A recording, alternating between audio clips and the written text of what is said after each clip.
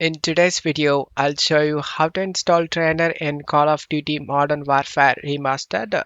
Check my video description for this Trainer download link. Once download done, right click and select WinRAR and select Extract to. Password type Trainer and then click on OK. Open the extracted folder and double click on the Trainer exe and select Yes option. Select this music icon to mute the music and now you can launch the game. Once you are in game, press the Alt tab and open the Trainer. Turn on the numlock in your numpad. Turn on the cheats you like to use. To show you guys it's working, I'm gonna turn on infinite ammo, no reload.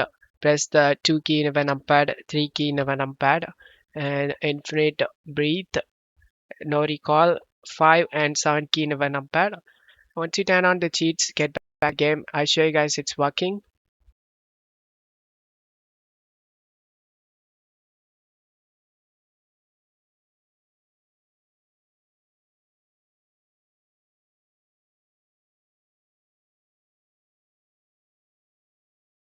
As you can see, no reload and infinite ammo. Both cheats are working. I hope this video helped you. If the video helped you, don't forget to leave a like and subscribe. Thank you.